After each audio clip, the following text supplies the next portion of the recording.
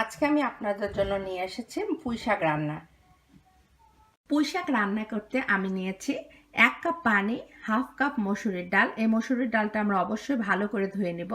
1/4 cup তেল, পেঁয়াজ কুচিও প্রায় 1/4 কাপ, আর হাফ চা চামচ করে এই সমস্ত উপকরণ।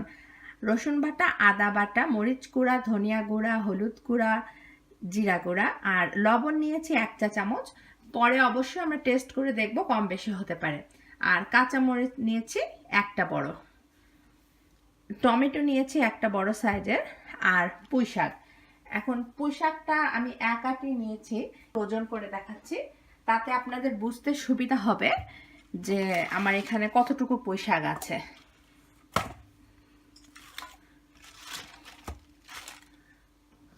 এই যে 400 গ্রাম পুঁইশাক। রান্নার জন্য সব রেডি। আমি পুঁইশাকটা ভালো করে ধুয়ে কুচি কুচি করে কেটে নিয়েছি, টমেটোটা যতটা সম্ভব কুচি করে কেটে নিয়েছি, কাঁচামরিচটা ফালি করে নিয়েছি, আর মসুরির ডালটা ভালো করে ধুয়ে পানি ঝরিয়ে রেখেছি। আমি প্যানটা 1 মিনিট গরম দিয়ে নিয়েছি। এখন এখানে 1/4 কাপ তেলটা দিয়ে দেব। তেলটা একটু গরম হয়ে আসা পর্যন্ত ওয়েট করব। আমার তেলটা গরম হয়ে এসেছে প্রায় 1 মিনিট। এখন আমি পেঁয়াজ কুড়া দিয়ে দেব। চুলার জালটা আমার হাই হিটে আছে।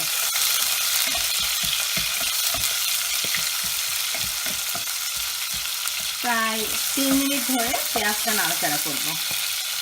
আমার প্রায় 3 মিনিট হয়ে গিয়েছে। এখন সমস্ত মশলা দিয়ে দেব। একটুখানি নেড়ে চেড়ে সামান্য একটু পানি দেব, এবং এখনই কাঁচামরিচ ফালিটা দিয়ে দেব। একটু নেড়ে চেড়ে টমেটোগুলো দিয়ে দেব। এই রান্নার আসল মজা টমেটো। টমেটো ছাড়া কিন্তু এই রান্নাটা মজা লাগবে না। আমি কিন্তু একটা বড় সাইজের টমেটো নিয়েছি। একটু হালকা নেড়ে চেড়ে ডালগুলা দিয়ে দেব। স্টেপগুলো দিতে বেশি সময় নেবেন না।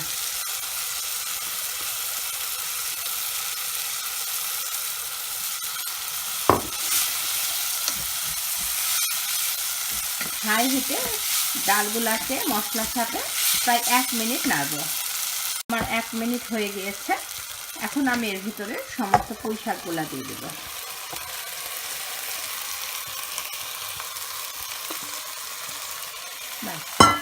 এখন পুঁইশাকগুলা নাড়বো না, চুলার জালটা মিডিয়াম আঁচে থাকবে। আর সেই 1 কাপ পানি আমি এখন এর মধ্যে দিয়ে দেব।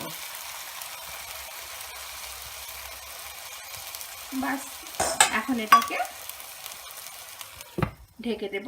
ফিরে আসছে 10 মিনিট পর। 10 মিনিট পর ফিরে আসলাম, আর ক্যামেরাটা আমি একটু কাছে নিয়ে এসেছি আপনাদের দেখতে সুবিধার জন্য। দেখুন শাকগুলা সফট হয়ে একদম নিচে চলে গেছে। এখন খুব ভালো করে এটাকে নেড়ে দেব। ডালগুলা সিদ্ধ হয়ে আসলে পুঁইশাকটা হয়ে যাবে, এরকম পানি পানি থাকবে। ভালো করে নেড়ে দেব। আরও 10 মিনিট ওয়েট করব। চুলার জালটা মিডিয়াম আঁচে আছে।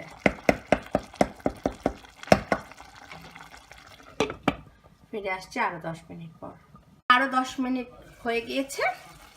এই দেখুন কি সুন্দর, দেখেই বোঝা যাচ্ছে আমার এই তরকারিটা হয়ে গিয়েছে। পুঁইশাক এই পর্যায়ে একটু খেয়ে দেখবেন যে লবণটা ঠিক আছে নাকি। সব কিছু একদম পারফেক্ট। এত মজা এটা খেতে, এত মজা। আপনারা একবার ট্রাই করে দেখবেন।